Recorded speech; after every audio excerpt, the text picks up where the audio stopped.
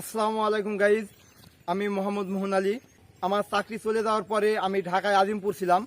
কিছু বৃদ্ধ লোক প্রতিদিন তারা প্র্যাকটিস করতো, প্রতিদিন একসাথে কম করে হলে 20 জন এক জায়গায় থাকতো, এক জায়গায় ওরা প্র্যাকটিস করতো মানে শারীরিকভাবে সুস্থ থাকার জন্য এবং মানসিক হতাশাগ্রস্ত না থাকার জন্য তারা প্রতিদিন প্র্যাকটিস করতো। এবং যাদের ডায়াবেটিক্স বিভিন্ন ধরনের রোগের সমস্যা ছিল তারাও প্র্যাকটিস করতো। আপনার প্র্যাকটিসের কোনো বিকল্প নাই। আর আমি আপনাদের জন্য নিয়ে এসেছি পর্যন্ত প্রতিদিন আমি ভিডিও আপলোড দেব, ছোট থেকে বড় পর্যন্ত। যারা রানিং করবেন বা শারীরিকভাবে সুস্থ থাকবেন, মানসিকভাবে সুস্থ থাকবেন এবং যারা হতাশায় ভুগছেন তাদের জন্য, আর যারা রোগী আছেন তাদের জন্য এবং সবার জন্য, আমি ছেলে এবং মেয়েদের উভয়ের জন্য আমি নিয়ে এসেছি আমার রানিং ডিল।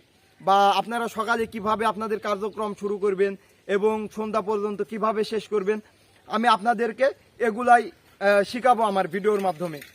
আপনাদেরকে বলি যে আপনারা যারা ফজরের নামাজ পড়তে উঠেন না, আমি তাদের উদ্দেশ্যে একটা কথা বলি যে ফজরের নামাজ পড়তে উঠুন এবং সকালে ফজরের নামাজ পড়ার পরে যারা কোরআন শরীফ পারেন তারা অবশ্যই ফজরের নামাজের পরপরই পড়ে ফেলবেন কোরআন শরীফ। তারপর কোরআন শরীফ পড়ার পরে বাড়িতে আসবেন, আসার পরে এই যে আমাকে দেখছেন যে ড্রেস আপে আছি আমি, এই ঠিক এই ড্রেস আপ করবেন। এই ড্রেস আপে আপনি প্রতিদিন সকালে ফজরের নামাজের পর ড্রেস আপ করবেন। করার পরে আপনি ফিল্ডে, আপনার বাড়ির পাশে যে ফিল্ড আছে বা রাস্তার ধার আছে, 4 থেকে 5 জন বা 10 জন নেবেন। আর প্রথম অবস্থায় আপনাকে কেউ মূল্য দিবে না, কারণ গ্রামে মানুষ, গ্রামে শিক্ষার হার কম। এই জন্য গ্রামে মানুষকে আপনি হাজারও যদি বুঝাইতে চান ওরা বুঝবে না। তাই আপনাদেরকে বলছি যে যদি 5-10টা মানুষ নাও ম্যানেজ করতে পারেন, আপনি যদি একলা থাকেন আপনার একলার জন্য ডিল আছে। আপনি যদি 5-10 জনও যদি ম্যানেজ করতে পারেন, 5-10 জনের জন্য একই ডিল। মোহন অল ভ্লগ যারা ফেসবুক পেজ এবং ইউটিউব চ্যানেল দেখছেন তাদের জন্য অবশ্যই কিছু রানিং ডিল বা কিভাবে কার্যক্রম শুরু করবেন সকালে ফজরের নামাজের পর, তারপরে দিনটা কিভাবে শুরু করবেন, আমি এই টিপসগুলো দেব। তাহলে দেখবেন যে আপনি হতাশাও থাকবেন না। আপনার কি হবে, আপনার শারীরিকভাবে সুস্থ থাকবেন, মানসিকভাবে সুস্থ থাকবেন। যারা রোগী আছেন শুধু আমার এই টিপসগুলো ফলো করবেন, দেখবেন আপনি সব দিক দিয়ে, আল্লাহর রহমতে সব দিক দিয়ে ভালো থাকবেন।